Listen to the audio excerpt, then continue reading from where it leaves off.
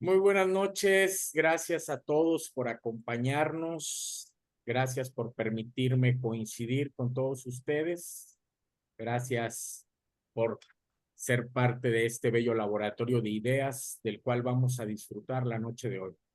Quiero agradecer primeramente a mi querido hermano Oscar Tamés por su inquietud de participar en este primer conversatorio que vamos a tener dentro de el movimiento de Liberales en Acción y Masonería en Movimiento. Seguramente va a ser el primero de muchos. Muy agradecido, querido hermano Oscar. Sin mayor preámbulo, te voy a conceder el uso del micrófono para que nos comiences tú a guiar por este bello viaje tan interesante.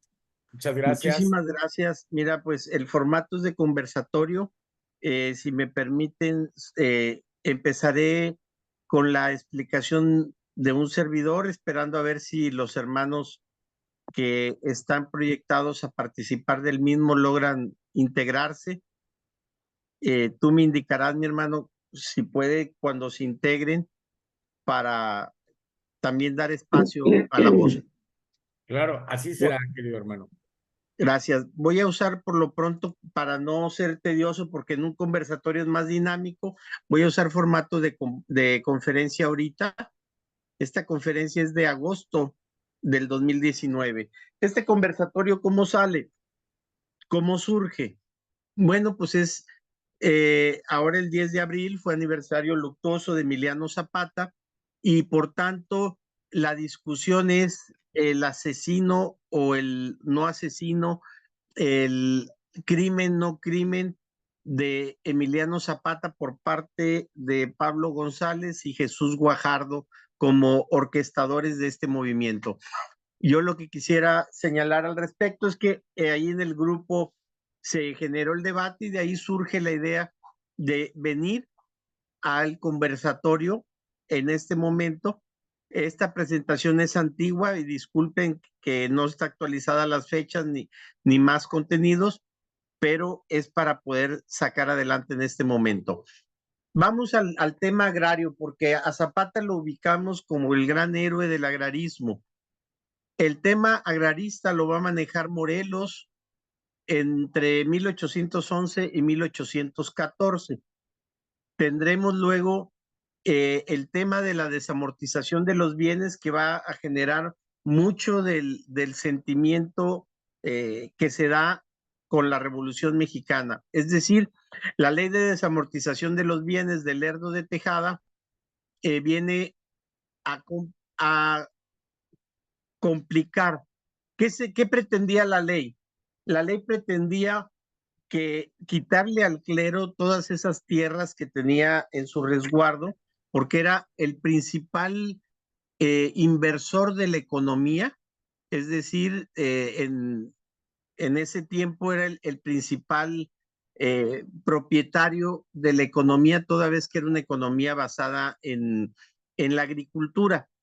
El problema es que la ley decía que todas las tierras que no tengan un dueño físico, un propietario como tal, pasarían al Estado. Y con esa argucia en el porfiriato, mucha gente se empezó a quedar con propiedades que eran patrimonio de los pueblos originarios y que por usos y costumbres pues no tenían un propietario, eran de la comuna. Ese es el gran factor que va a detonar la ley de desamortización de los bienes como un caldo de cultivo para la incomodidad, sobre todo en el centro y sur del país. La revolución de Madero, que luego viene a surgir en 1910, no es un movimiento agrarista, no es un movimiento social. La revolución de Madero es un movimiento político pro la democracia. Y el plan de San Luis así lo establece. De hecho, si recuerdo bien, es el punto 7 o 9 del plan de San Luis, que habla de restituir, y esto hay que señalarlo, la tierra que le haya sido quitada a las personas que, teniendo forma de comprobar la propiedad, se les hubiera arrebatado durante el porfiriato. Y aguas, porque esto es la clave. Las tierras comunales no iban a tener propiedad, las tierras de la iglesia no iban a tener forma de probar la propiedad.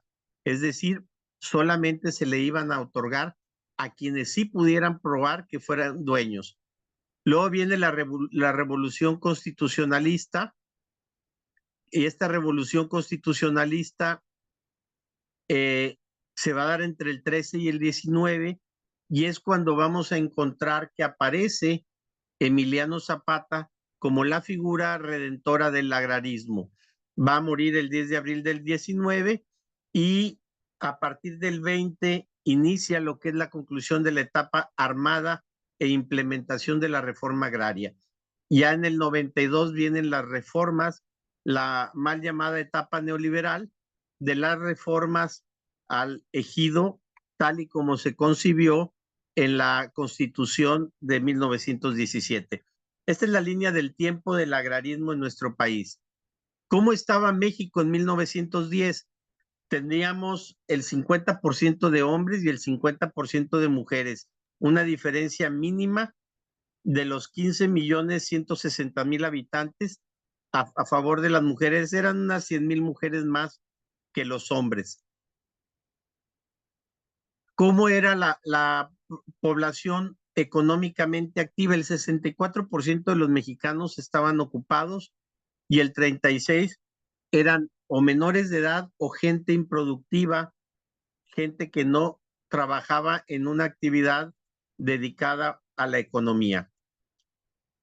Tenemos este dato que es importantísimo para entender el por qué el concepto del agrarismo genera tantas simpatías en la Revolución Mexicana. Vean, los 3.500.000 que se dedican a la caza y la pesca, actividades vinculadas de alguna manera al agrarismo. Tenemos 4.300.000 personas que se dedican a actividades domésticas. Y tenemos, déjenme encuentro porque esta presentación tenía ya ratito de no verla. No viene por aquí, no vienen, acá viene, perdón. Esta gráfica nos puede servir un poco más. A la agricultura, 3 millones, caza, pesca y agricultura, 3.591.000 personas. Vean cómo es la segunda actividad económica más importante de México durante la etapa de la revolución. Para que nos demos una idea, ¿cuánta gente se dedica al comercio? 249.000. Vean la minería, 79.500. Es decir, no hay ninguna otra actividad productiva que le compita económicamente a la agricultura como actividad económica. Estas son gráficas para entender el momento que estamos viviendo. Y como esta presentación fue para Nuevo León, era para entender un poquito la población del estado de Morelos y la población de Nuevo León. Vean cómo proporcionalmente Nuevo León tiene, vamos a decir, el doble de habitantes, pero la actividad agrícola es menor a la de Morelos. Es decir, el estado de Morelos era un estado inminentemente agrícola. La caña de azúcar era una de sus principales actividades, lo cual nos lleva a entender la reivindicación de Emiliano Zapata. En fin, esto las voy a pasar rápidamente. Ya lo vimos en la otra. Ahora sí, vamos a entrar, ya después de haber visto un poco de estadística, y perdón que me esté yendo rápido, pero es para agilizar. Nos vamos al Plan de San Luis. Todos sabemos que está fechado el 5 de octubre del 1910, pero que fue escrito en fecha posterior cuando ya Madero se encontraba en San Antonio. Obvio, ¿por qué lo fecha con 5 de octubre? Pues porque era inadmisible que lanzara un plan revolucionario estando en el extranjero. Perdía legitimidad de todo tipo y en cierta medida legalidad el Plan de San Luis. Por eso está fechado en octubre de 1910. ¿Cuándo se va a incorporar Zapata? Vas a decir, bueno, pues veníamos a hablar de Zapata. Sí, ¿cuándo se va a incorporar Zapata? El grupo Ayala, que es el grupo al que pertenece Emiliano Zapata, se va a incorporar hasta febrero 14 de 1911. A ver, la revolución va a iniciar el 20 de noviembre del 10 y va a terminar el 21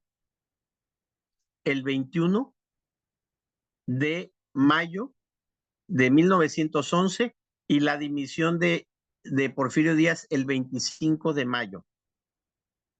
Vean, el grupo Ayala al cargo de Pablo Torres Burgos, si recuerdo el segundo apellido, Pablo Torres Burgos, se va a incorporar hasta el febrero 14. Ahí Zapata era uno de los coroneles del grupo, ¿sí? Muere Torres Burgos en marzo 24, un mes después de haberse eh, iniciado la participación de ellos, no armada, es decir, ya somos revolucionarios, pero no hay grandes movimientos. Él muere y en abril 22 asciende Zapata a general, pero no es el único general. Está otro general de Morelos, es decir, hay dos líderes en Morelos.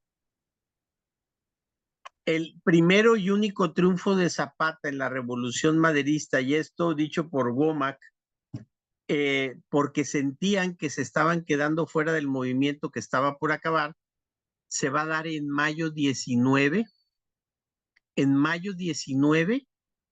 1911, 2021, 2 días antes de que se acabara el movimiento. Esta es la participación de Zapata. Termina la Revolución Maderista el 25, León de la Barra se queda al cargo del gobierno y es donde vienen los conflictos. Ya hablaremos algún día de Madero y sus errores. En este caso es hablar de Zapata. Van y masacran gente en el estado de Morelos.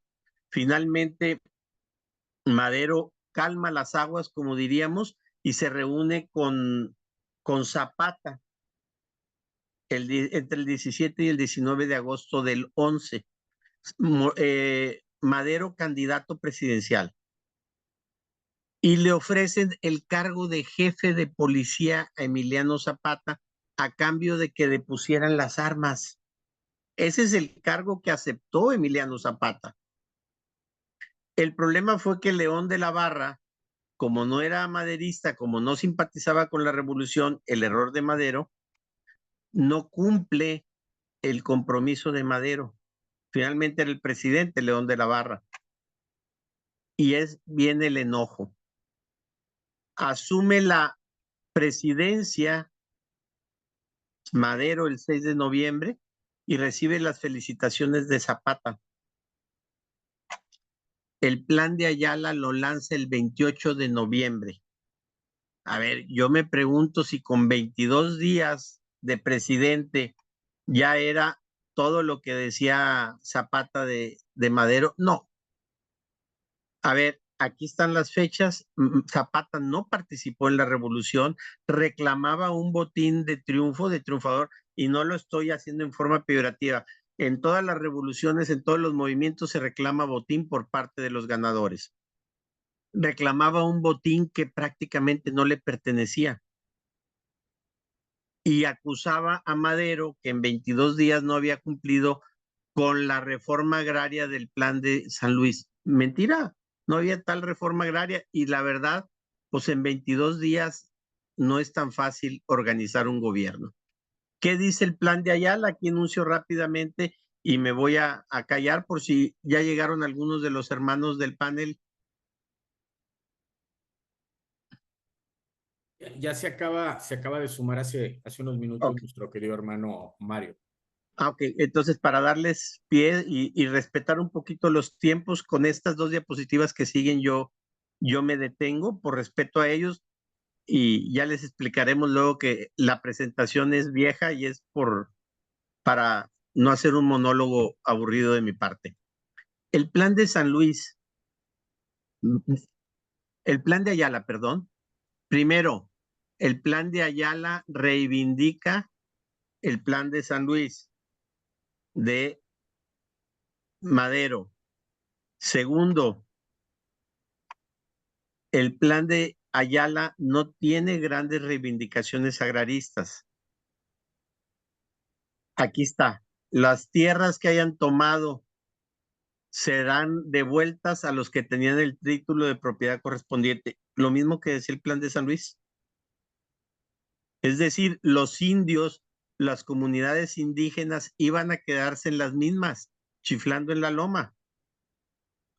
Se expropiarán terrenos que estén acaparados por poderosos para repartirlos entre quienes no tengan tierras, pero se les va a indemnizar en base a una tercera parte. Obvio, ese reparto lo vimos ya en el 20 y decían en el cuento aquel de la revolución, nos dieron puro tepetate.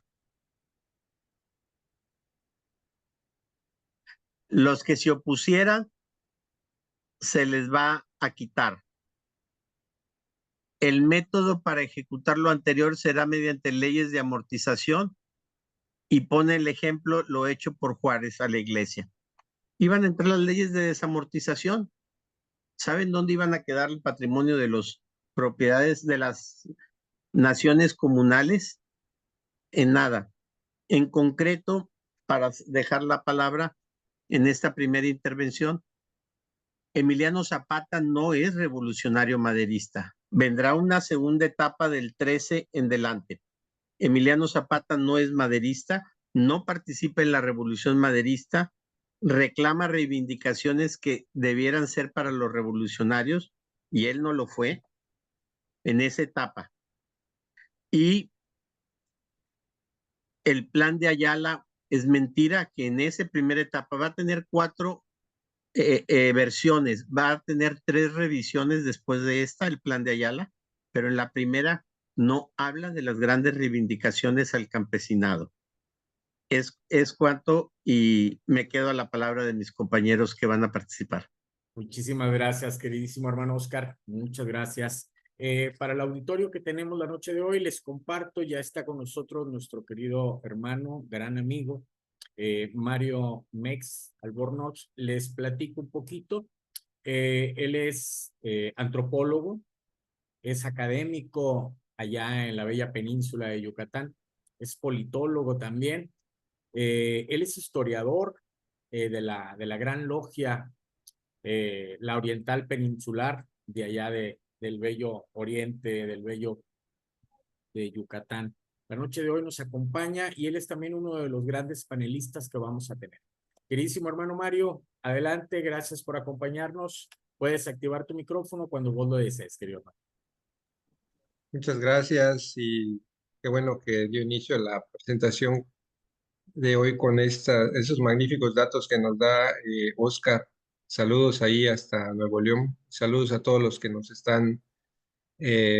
están conectados. Yo solamente voy a comentar algunos puntos en relación a cómo se dio la polémica. Más bien, explicar primero cómo se dio la polémica que origina esta mesa. Y desde luego agradezco a Agustín y a todos los que hacen posible Masonería en Movimiento para que se debata esto. Como siempre, a veces comento como siempre más bien, no a veces, siempre comento en los grupos de WhatsApp que está bien que se hable ahí y luego se manden mensajes y que a veces se saturan los grupos de WhatsApp, pero luego no trasciende, se queda ahí en el WhatsApp y no se lleva a las ceremonias o a las tenidas o como en este caso, a sentar más en concreto las inquietudes, se queda ahí en el WhatsApp. No necesariamente es malo, desde luego, comentar por WhatsApp, intercambiar ideas, información, pero desde mi punto de vista es más saludable siempre llevarlo a algo más concreto, a las conferencias, no necesariamente acá, sino también ante profanos, o en lo profano, etcétera. Eh, Así que qué bueno que pasamos del WhatsApp primero al Zoom, a la videoconferencia y seguramente ahí los que en sus orientes puedan desarrollar más ese tema o quisieran desarrollarlo, porque creo que da para más, seguramente lo podrán hacer. Eh, bueno, se empezó comentando en relación a las aportaciones de Zapata ahí en el WhatsApp.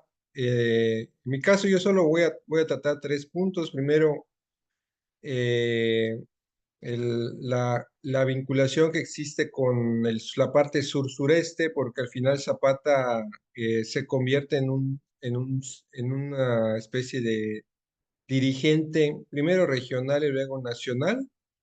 Y en el caso particular de Yucatán hay una relación,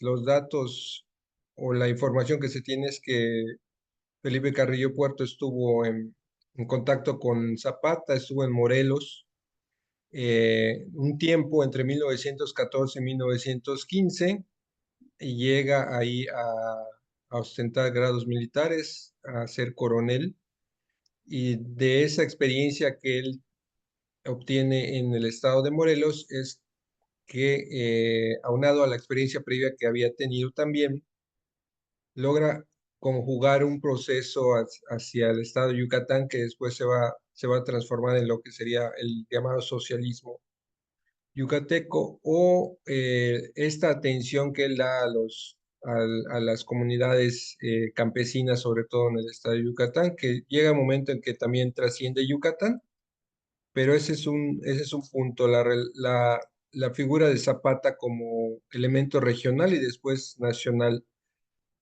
Eh, el otro punto es cómo este proceso de Zapata llega hasta nuestros días, porque una cosa fue el dato histórico que acertadamente señala Óscar Tames y también otros investigadores en sus libros lo han analizado, John Womack en Zapata y la Revolución Mexicana, etcétera. Y otro es lo que se construye como una ideología del régimen posterior a la revolución. Y yo diría, sobre todo en los años 70, se vuelve a esta figura, también por el desgaste que estaba padeciendo el régimen, que en ese momento ya difícilmente podía llamarse de la Revolución Mexicana, hablando de 1970 en adelante, pero que todavía en el discurso manejaba esa idea de que era heredero de la revolución, que ahí Zapata, Villa, Carranza, Obregón, todos eran parte de un mismo proceso que había originado esos tiempos en los años 70 que habían dado en el discurso, reitero, la pauta para una nueva sociedad. Así que en ese contexto, en esa década, en esos años 70 también se da este auge de las películas evolucionarias. Hay una película, o pro-revolucionarias, entre comillas, hay una película, por ejemplo, que Antonio Aguilar estelariza, en donde se habla de Zapata, eh, y esa reivindicación del supuesto agrarismo que manejaba el régimen de la revolución, o que se decía emanado de la revolución, y que retoma a Zapata como uno de los símbolos, siendo que al final estos personajes se enfrentaron entre ellos, quizás había más empatía o logró haber más colaboración entre Zapata y Villa, pero al final hay un enfrentamiento también, como se mencionó previamente, no simpatizaba Zapata con Madero, hay un enfrentamiento en un momento dado,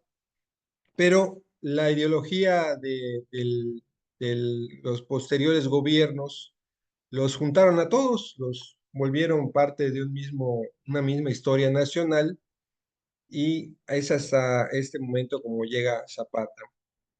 Igual sigue integrado a una especie de panteón y de una ideología, ya con un matiz diferente, pero que yo diría que tiene mucho de ese gobierno, ese régimen de los años 70, o sea, cómo llega hasta nuestros días. Y el último punto es esta polémica que yo creo, realmente, que lo voy a mencionar, pero así como de pasadita, de la supuesta polémica sexual, de la sexualidad de Emiliano Zapata, que yo creo que más es un tema de moda que se puso ahí, entre otras cosas, por una pintura ahí que entiendo que la idea era como generar cierto escándalo, pero que a mi punto de vista no tiene un sustento histórico. Una novela que se publicó hace unos años también, hace poco, en donde se hablaba de este supuesto amorío que él tuvo con Ignacio de la Torre, yerno de Porfirio Díaz, hacendado, que también tuvo una relación laboral con Zapata en el estado de Morelos, y que él sí, evidentemente, se ha corroborado que sí era homosexual. A partir de eso es que se da una polémica que arroja ciertos matices o supuestos matices a la figura de Zapata. Y yo creo que más es una situación de los tiempos que vivimos en donde se hace como que ciertas corrientes o ciertos grupos hacen este tipo o quieren generar polémica con estos tipos de matices. Yo creo que por ahí nada más es y lo conveniente o lo que nos correspondería es decir que no hay sustento histórico de eso, o al menos yo no lo he encontrado en lo que he podido revisar de ese tema y no le veo mayor complicación o mayor relevancia respecto a otros puntos que el personaje eh, sí podría ser relevante o sí es relevante para la historia de México, más allá de cómo se haya utilizado una ideología o cómo haya sido de accidentado su papel en un momento dado, que muchos personajes de la revolución así tuvieron una trayectoria, no siguieron una trayectoria lineal, tuvieron sus matices y eso no les resta desde mi punto de vista importancia. El caso de, por ejemplo, eh, Álvaro Obregón, que tampoco se lanza inicialmente a la revolución, no es maderista, es hasta un tiempo posterior, hacia 1913, que ya se incorpora a la revolución en la lucha contra Victoriano Huerta, pero siendo presidente municipal porfirista de Guatabampo, pues no vio con gran interés inicialmente lanzarse a la revolución. Él lo escribe en su libro, de hecho, en 8000 kilómetros en campaña. Entonces, los personajes históricos tienen matices, tampoco es blanco y negro, tampoco es que hayan seguido una trayectoria lineal.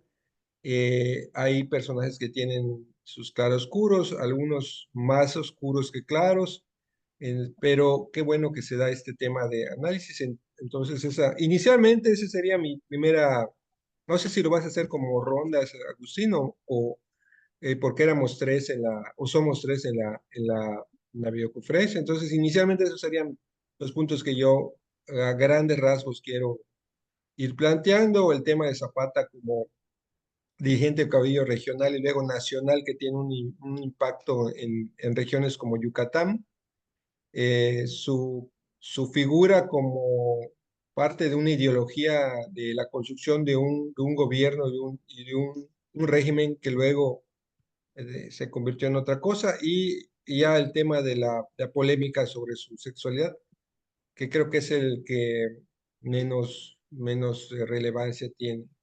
Por el momento yo lo dejaría hasta acá y entiendo que como mesa redonda o panel se pueden hacer comentarios también, pero pues ahí tiene la última palabra mi estimado Agustín Guerrero. Perfecto, Castillo, muchísimas Agustín gracias. Castillo, disculpe. Es Muchísimas que como eres gracias, querido. guerrero, eres un guerrero de la masonería, pues se me quedó allá Muchísimas eso. Pero gracias, querido Agustín, hermano un Mario. gusto. Gracias por tu valiosa participación. Sí, vamos a continuar con una segunda ronda de 5 minutos, pero antes de ello, quiero aprovechar la oportunidad que nos regala nuestro queridísimo amigo, muy respetable gran maestro de la Gran Logia de Nuevo León, Héctor Arredondo, que la noche de hoy también se suma a los trabajos de esta noche. Queridísimo hermano Héctor, gran amigo, muchas gracias por tu participación. Me gustaría hacer un pequeño paréntesis, si me lo permiten, aprovechando tu participación, mi hermano, para que nos hagas la cordial invitación al gran evento que se va a dar ya pronto en Nuevo León. Tienes la palabra, mi hermano. Y claro que sí, muchas gracias, mi hermano, y muchas gracias a todos por esta oportunidad que nos dan para conocer un poco más de la historia de estos personajes. Y sí, efectivamente, el martes 24 de junio, la Gran Logia del Estado de Nuevo León cumple 120 años. Entonces, en el marco de esos 120 aniversarios, estamos organizando una serie de actividades culturales. Una semana antes, desde el jueves, pues vamos a estar esperando a los hermanos para realizar un congreso de historia que está organizando nuestro hermano, pues a la cabeza, nuestro hermano Oscar Tamés y una serie de hermanos entusiastas acá de la Gran Logia del Estado de Nuevo León. Entonces sería el viernes y el sábado. Tenemos por ahí la presentación de un libro de los 120 años de masonería en el Estado de Nuevo León, de la Gran Logia del Estado de Nuevo León, y 180 años de masonería en el Estado. Tenemos la presentación de 120 pinturas al óleo de grandes masones que han tenido pues cierta actividad y pues, liderazgo en la sociedad. Y en esa fecha vamos también a inaugurar el Museo Masónico de Monterrey. Entonces, pues los esperamos. Tenemos preparado algo, lechones, cabrito, todo para que se la pasen a todo dar. Son épocas de calor acá en Nuevo León, así que tendremos suficientes refrescos para pues, pasarla agradable. Muchas gracias y felicidades, mis queridos hermanos. Muchísimas gracias, queridísimo hermano Héctor Arredondo, muy respetable, gran maestro de la Gran Logia del Estado de Nuevo León. Gracias, les auguro uno de los mayores éxitos, seguro estoy que va a ser todo un gran evento. 120 años, wow, una gran trayectoria de la masonería en Nuevo León y en México, un referente a nivel internacional. Muchísimas gracias por la invitación, muchísimas gracias por tu participación.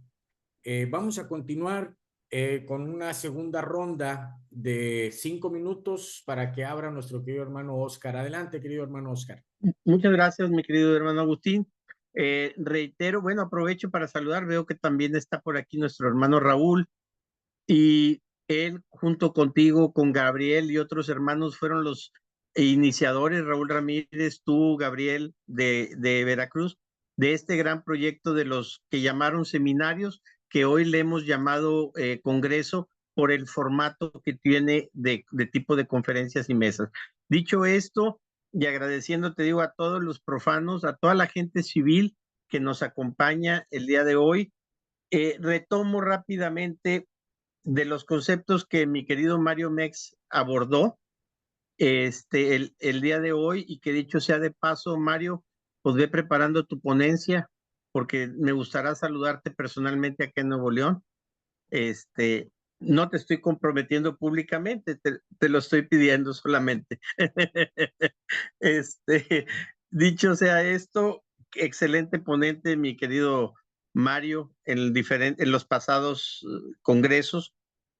Zapata y el zapatismo. A ver, Zapata es uno y el zapatismo es otro. Zapata muere el 10 de abril y el zapatismo inicia en 1920 con Pablo González. Era un aspirante a la presidencia de la República, tenía amplio reconocimiento nacional y era un potencial aspirante. Le hacía sombra, como diríamos coloquialmente, a Álvaro Obregón. Ya del 19, ya para abril del 19, ya andaban caldeadas las aguas presidenciales. No estoy hablando el siglo XXI, estoy hablando de 1919. Ya entonces las elecciones se anticipaban, se alborotaban los gallos, y para Obregón era necesario descarrilar el prestigio de Pablo González. Así es que con los zapatistas sobrevivientes, Gildardo Magaña, Díaz Soto y Gama, construyen la figura del zapatismo como el gran movimiento romántico revolucionario, y construyen de paso la versión del asesinato por sobre la emboscada que se va a realizar. Entonces yo sí quiero señalar que una cosa es el zapatismo y otra cosa es Zapata. Si bien Zapata allá por el 15 se va transformando para verdaderamente volver agrario su movimiento, fíjense que pasaron 5 años de inicio de la revolución para cuando el zapatismo verdaderamente se constituye con una ideología agraria. Zapata venía en declive, como estaban ya él y Villa. estaba en declive su movimiento, se había vuelto todavía más desconfiado y vaya, más ensimismado, al grado que asesinó a su gran amigo Otilio Montaño por desconfiar de él y acusarlo de traición sin pruebas fundadas, reales. Otilio, que es el autor del Plan de Ayala, digamos, el que retoma el Plan de San Luis y escribe el Plan de Ayala de 1911. Su brazo derecho ideológicamente hablando, y lo mata por acusación de traición, sin fundamentos. Ese ya era el Zapata que estaba en el 19. Eso fue en el 17, ya para el 19 aquello se había radicalizado. Finalmente, en el 19 habían castigado a Jesús Guajardo. Los norestenses no somos adictos a la cerveza, pero Jesús Guajardo salió echado a perder y él sí era parrandero. Él era bastante parrandero, en una cantina hizo escándalos y lo arrestaron, los castigaron y se entera Zapata, le manda una carta diciéndole, oye, si allá no te quieren conmigo, vente y aquí tienes un espacio y te hago general. La carta la manda con un fotógrafo que era un espía de ambos bandos, llevaba y traía mensajes a ambos bandos y le entrega la carta al jefe de armas federales en el estado de Morelos, me refiero a Pablo González, Nuevo Leonés, Jesús Guajardo de Candela, Coahuila, que en esos tiempos, vaya, Candela, Coahuila, para decirles, antes era territorio de Nuevo León. Adelante. Era territorio de Nuevo León y estoy sobre mi tiempo. Voy a solamente a decir, fue una emboscada que el mismo Zapata provocó, cayó en ella y al final de cuentas resultó siendo el que pagó los platos rotos por no haber sabido leer las jugadas a tiempo. Y sobre su homosexualidad, pues bueno, yo también creo, como mi hermano Mario Maix, que es más un tema de propaganda, como dijo por ahí una revolucionaria ya en los años 60, una mujer zapatista que la entrevistaron en los medios. Oiga, ¿y qué sabe usted de lo que dicen de que el general Zapata se acostaba con hombres? Con mi general era tan hombre, tan hombre, tan hombre que hasta con hombres se acostaba y qué. Bueno, no creo las versiones del zapatismo sobre su homosexualidad, porque aparte tendríamos que entrar, ahí Mario tiene más colmillo que yo profesionalmente hablando, a temas antropológicos de lo que se podría definir como sexualidad en las comunidades rurales, aún en el siglo XXI, no solo en el siglo XX. Entonces, no creo en el homosexualismo de Zapata, para mí es, vaya, algunos grupos quisieron hacerse llevar agua a su molino. Es cuanto, gracias. Muchas gracias, querido hermano Oscar. Vamos a concederle la palabra a nuestro querido hermano Mario para su segunda intervención de 5 minutos. Adelante, querido hermano Mario. Sí, muchas gracias.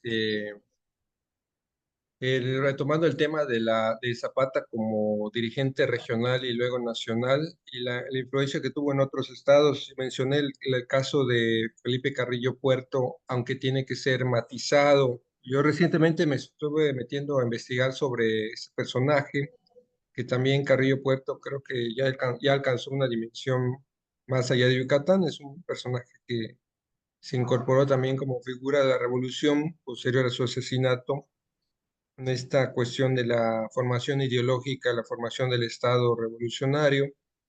Y sus biógrafos hablan de la estancia de Carrillo Puerto en el estado de Morelos con Zapata y en su regreso posterior a Yucatán, 1914-1915, se incorpora con Salvador Alvarado y después viene el proceso de formación del Partido Socialista hasta que llega a ser gobernador de Yucatán en 1922, toma posesión en febrero de 1922. No he encontrado información acerca de la estancia de Zapata en Morelos en ese proceso. Sus biógrafos este dato lo han retomado, lo inician en los años 70 también, donde se da un auge o un boom de resurgimiento de la figura de Carrillo Puerto. Y ahí sí habría que analizar más. Se toma como un dato verídico, pero no he encontrado más información que nos ayude a profundizar en relación a esto. Pero lo que sí indica que lo señalen en las biografías de Carrillo Puerto es que se buscaba de alguna manera enlazar al dirigente regional, en este caso Carrillo Puerto, con una figura nacional como lo fue Zapata. Si fue o no coronel del ejército zapatista Carrillo Puerto, es un dato que hay que verificar. No estoy diciendo que no haya sido cierto, que es un dato que hay que verificar, hace falta información. El punto acá es que ese dato aparece como una manera de vincular la cuestión nacional con lo regional, en ese caso un dirigente como Zapata, vinculado o dando hasta cierto punto legitimidad a Carrillo Puerto, un dirigente regional, pero que después de su muerte también se volvió una figura nacional, al grado que incluso antes de su asesinato el Partido Socialista ya no era solamente Partido Socialista Obrero de Yucatán, como originalmente se creó en 1915, sino ya era Partido Socialista del Sureste, con ligas o células en Campeche, en Tabasco, en Veracruz e incluso en Chiapas. Entonces, bueno, esa es otra historia. Está esta cuestión, este elemento nos muestra entonces la trascendencia de Zapata ya más allá del estado de Morelos, de ser un dirigente o un representante de una comunidad como era el pueblo de Anenecuilco o la población de Anenecuilco, posteriormente ya incorporarse a la revolución, que yo creo que más bien habría que ver que lo que hace que Zapata se incorpore a la revolución, ciertamente no creo que haya sido que le impactara el tema agrario directamente a él, porque no era exactamente campesino, por lo menos no se dedicaba solamente al campesinado, tenía otros oficios, tenía otros ingresos, incluso podemos decir, y su estrato social no es el de campesino, o por lo menos no era un campesino sin tierra, como eran muchos los que se lanzaron a la revolución, tanto en un bando como en otro, porque al final la bandera agraria, la bandera del reparto agrario, que luego se volvió otra cosa años más tarde con la creación de los ejidos y su posterior uso y abuso décadas después.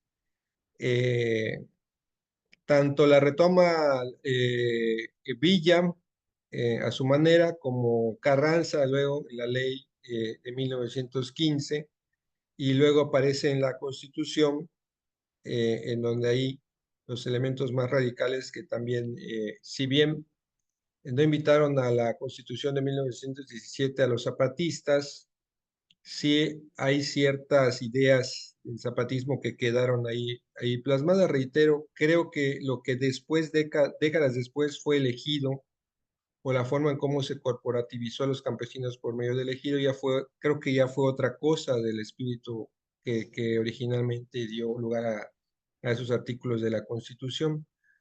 Eh, entonces, sí, se vincula Zapata con con el campesinado, pero no era originalmente un campesino. Él formaba parte de otro sector económico. No es una cuestión para demilitar su imagen o su figura, pero sí para dar un cierto conocimiento más amplio del personaje. Eh, a partir de la revolución es que entonces trasciende este tema al estado de Morelos, su figura se va a- a yendo ya más allá de su estado hacia la influencia del movimiento zapatista en lugares como Puebla, como Tlaxcala, más allá de la geografía y desde luego también en el caso de estados como Yucatán, que también tuvieron a su manera una organización de los campesinos, ese tema del reparto agrario fue parte fundamental de los gobiernos en el caso de Yucatán, de Carrillo Puerto, reivindicando esa figura del el campesino que se levanta en armas y le pide la devolución de las tierras que le habían quitado los hacendados, con matices desde luego esta cuestión, pero sí, eso también esa idea trascendió el estado de Morelos, trascendió el centro del país y llegó a otras partes de la República tan lejanas y tan cercanas a la vez como Yucatán. Y no sé si va a haber otro brother que va a estar en la mesa o en el flyer éramos tres, solo vamos a hacer nosotros, Fíjate yo y que Oscar. lamentablemente nuestro querido hermano no pudo conectarse, tuvo un problema técnico desde Jalapa, ofrece sus disculpas por WhatsApp, pero prácticamente vamos a pasar a una serie de preguntas, Ok, comentarios que quieran hacer nuestros invitados de la noche de hoy. ok, nada más voy entonces Ajá. ahí y en esta parte cerrando mi participación. Eh, Hubo una novela en 2000, creo que fue en 2019, 2018, de un autor llamado Pedro Ángel Palú, de, del estado de Puebla, que es de los que manejan esta cuestión de supuesta polémica con la sexualidad de Zapata. Ahí hay un capítulo donde aparece o recrea es una novela, no es una cuestión que tenga un sustento histórico, y recrean una escena ahí con Ignacio de la Torre. Pero reitero, creo que esto como que fue parte de una cuestión para generar escándalo, quizás llamar la atención hacia vender cierto tipo de productos. No le encuentro un sustento histórico y en dado caso, no creo que el tema de la sexualidad haya influido en el devenir de lo que los personajes, en este caso el personaje, pero yo creo que tampoco otros hayan realizado en la historia de nuestro país. Creo que al fin y al cabo Zapata es un personaje importante, relevante para el tema de la defensa de los recursos naturales, independientemente de cómo se haya utilizado su imagen o su figura en décadas posteriores, incluso cómo haya sido recreada su imagen en, en, en las representaciones de los gobiernos que se decían emanados de la revolución. Es la parte que queda del legado, esta cuestión de la defensa de los recursos naturales de la tierra o del campo, pero también de los recursos naturales inherentes a él, el agua, etcétera. Creo que por allá va lo relevante de las aportaciones del personaje y no polémicas que creo que como que no vienen al caso. Puse yo un comentario ahí en WhatsApp de que me parecía más bien que era parte de lo que ahorita se conoce entre comillas o sin comillas como cultura woke, que ahorita como que de repente todos los personajes o tuvieron un matiz homosexual, son homosexuales, así como si fuera una moda, que claro, no tiene nada de malo, pero como no tiene un sustento histórico y tampoco una relevancia, pues creo que habrá que dejarlo de lado para centrarnos en otros aspectos realmente importantes. Ciertamente en fechas más recientes, en los años 90, 1993, 1994, hubo un movimiento armado en el estado de Chiapas que se reivindicaba como zapatista, evocando un poco estos movimientos armados en el centro de América.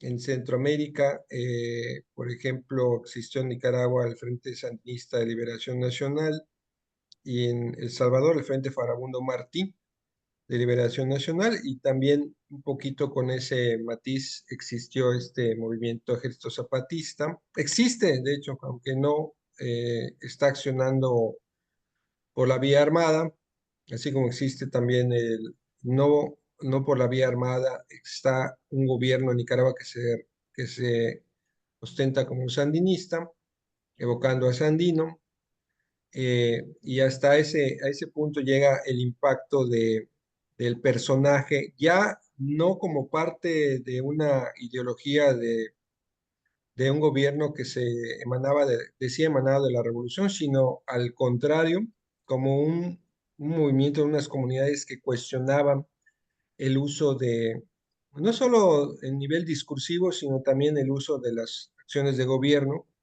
en donde este movimiento reivindicaba la figura de Zapata, pero en este tema de criticar o cuestionar lo que las acciones de gobierno hacían con las comunidades campesinas, con las comunidades indígenas, que bueno, eso seguramente se puede analizar, la naturaleza del movimiento que surgió en los años 90, si eran zapatistas o no. Quienes eran sus críticos decían que Zapata nunca usó pasamontañas, que se dejaba ver, etcétera. Pero bueno, lo quiero mencionar como parte del impacto del personaje hasta épocas ya muy posteriores. Estamos hablando de los años 90 y incluso el ZLN tuvo relevancia hasta muchos años después, 2006, 2007. Ya después tomó otros matices y su relevancia, o al menos su impacto mediático, como que ya fue tomando otro matiz, pero hasta ese punto llega la reivindicación que hace Zapata. Ya no es una reivindicación que se hace de Zapata, ya no a través de un gobierno o de los gobiernos nacionales que querían construir un cierto tipo de historia, sino del cuestionamiento de ese uso de la imagen de Zapata, un cuestionamiento disruptivo como lo fue el ejército zapatista, en este caso en el estado de Chiapas. Se hablaba de que en Chiapas no había habido una revolución, pues parece ser que sí. De alguna manera llegó el impacto de Zapata hasta esas latitudes. Y bueno, es lo que por el momento quiero comentar. Yo no preparé una presentación porque pensando que iba a ser una mesa, Sí. pues se podían hacer comentarios ahí, pero creo que esos puntos son interesantes para analizar la figura de Zapata en este momento. Creo que Bien. es relevante lo que se está haciendo ahorita en esta videoconferencia porque no son temas que normalmente traten los masones o los que no son, Sí.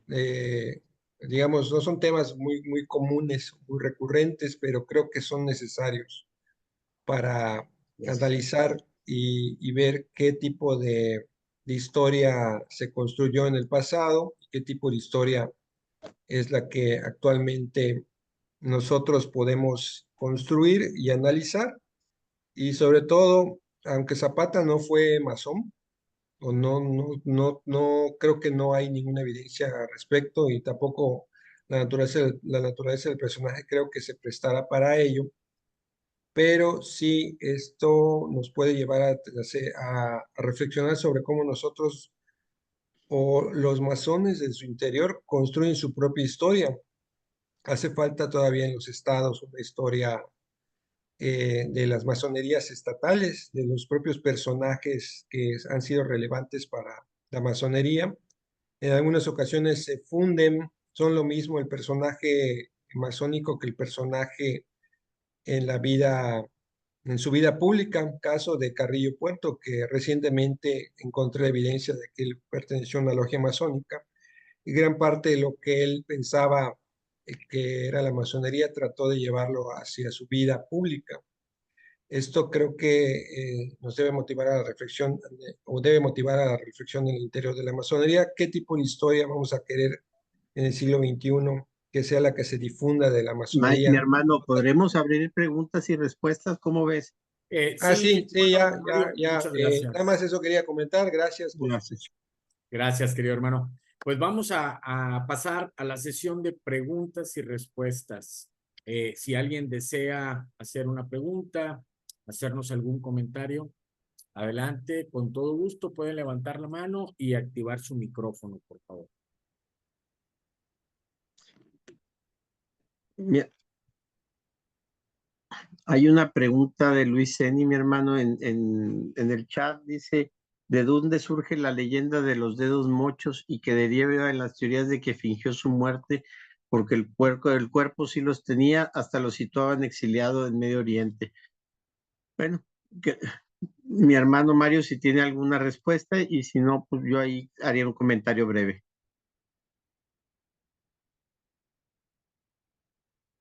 Sí, a ver, dame una chance, checo la... Ah, ya vi en el chat. Sí, esta cuestión la retoman en algunos de sus estudios, la retoman algunas biografías en relación a esta, ciertamente es eso, es una leyenda de que en realidad él no había sido asesinado, sino que mataron a otra persona, que él se había dado cuenta de la trampa que le estaban tendiendo por Pablo González y Jesús Guajarro y que había escapado, y que se había refugiado en otro lugar, probablemente en Arabia, se había embarcado en Guerrero, en uno de los puertos de Guerrero, en Acapulco, y se había ido. Entonces, esta leyenda decía que realmente él estaba tan, era tan astuto que no había logrado evadir el asesinato, y que Sí, ahí la yo ahí gente, agregaría nada más, pues es eso, una leyenda, y se sí, construye con todos los grandes personajes. Vaya, lo mismo decimos de Maximiliano y de todos los que han sido de alguna manera victimados. En el caso de él, no hay dudas, hay parte, y luego, bueno, en fin, los zapatistas, compañeros de él, empiezan a construir la versión de que galopaba en las montañas, seguía por ahí, y bueno, ahora en el 2019 sacaron un personaje con un rostro parecido y diciendo este Zapata. No, pues sería casi imposible que estuviera vivo en el 19. Mi hermano Luis Seni, respuesta concreta, creo que es solamente una leyenda.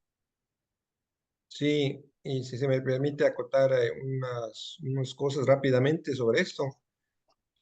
Hubo un estudio en los años 20 por parte de un antropólogo llamado Robert Redfield, norteamericano, en las poblaciones de Morelos, concretamente en Tepoztlán, cerca de Cuernavaca, donde él recoge parte de estas creencias que tenían los pobladores, pero tiene que ver también con el hecho de que se, se veía esta figura que al fin y al cabo tenía Zapata de liderazgo en sus comunidades, en donde la gente le atribuía esta leyenda, que no era posible que él estuviera muerto, él tenía que seguir vivo.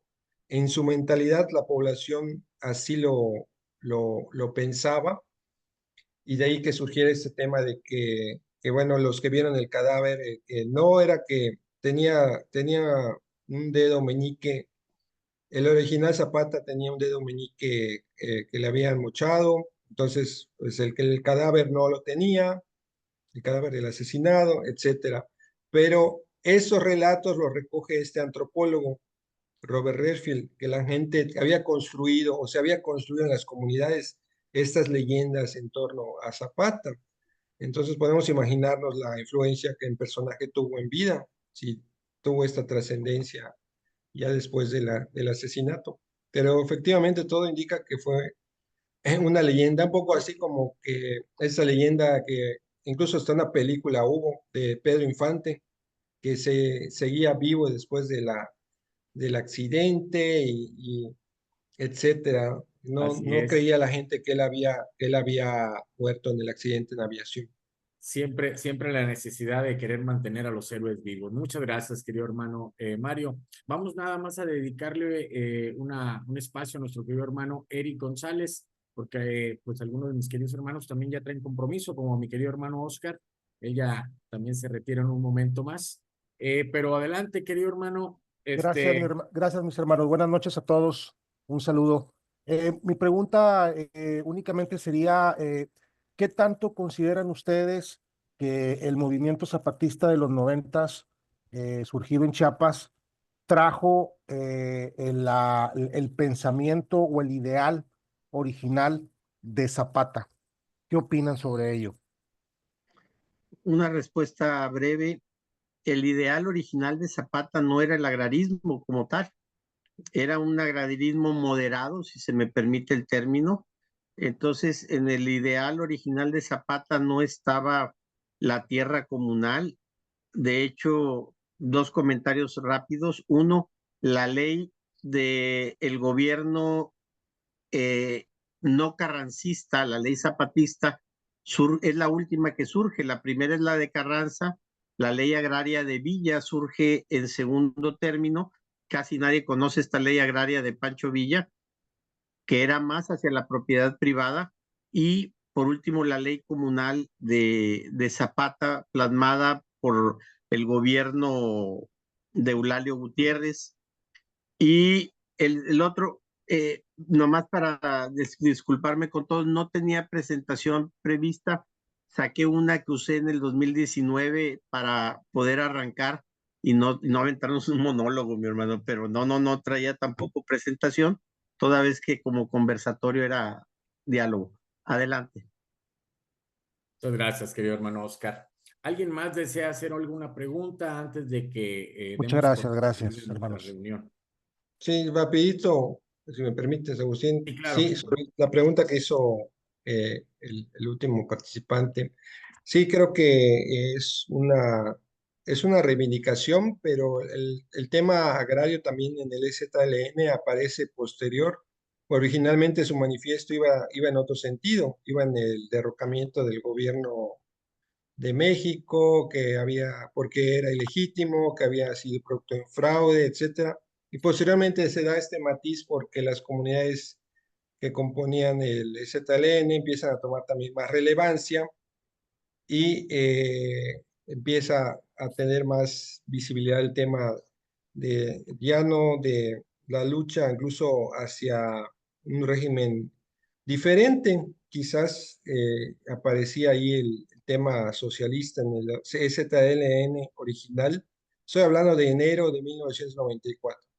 Y ya el movimiento toma otros matices y las comunidades indígenas en Chiapas empiezan a tomar más relevancia, empiezan a ser más predominantes, por lo menos en el discurso. Gracias. Perfecto. Muchas gracias, querido hermano Gracias, Mario. muy amable. Gracias, hermanos. Saludos fraternales. Gracias. ¿Alguien más desea hacer la última pregunta para poder concluir la noche de hoy con este conversatorio?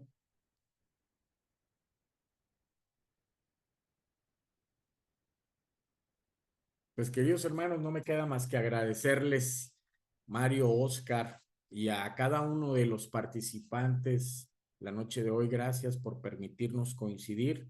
Gracias por haber sido partícipes de este gran laboratorio de ideas. Seguramente nos vamos a quedar con unas muy buenas reflexiones y pues como bien comentaba nuestro hermano Mario, para seguir ahondando en la investigación de este caudillo. Muchísimas gracias a todos. ¿Deseas hacer uso de la palabra, Oscar, Mario, para cerrar?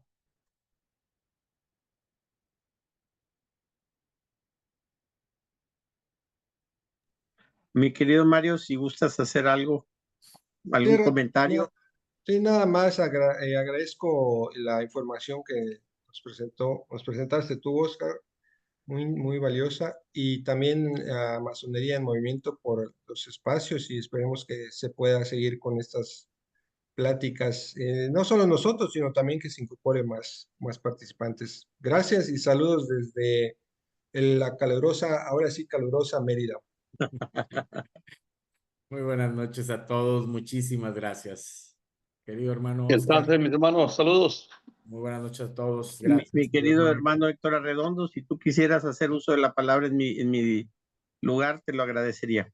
Por favor. No, pues agradecerles y agradecer a nuestro hermano Agustín, siempre pues en pie al orden con este tipo de pláticas, de conferencias, y pues yo creo que todos aprendemos un poco. Muchas gracias, o un poco o un mucho. Muchas gracias y que tengan muy buenas noches. Si tienen oportunidad, lo esperamos en junio acá en este gran oriente de Monterrey, Nuevo León. Felicidades. Así será, por allá estamos muy al pendiente. Muchísimas gracias, hermano Héctor. Muchísimas gracias a todos. Muy buenas noches. El día de mañana tenemos otra conferencia. Los esperamos. Que descansen. Gracias. Gracias. Saludos.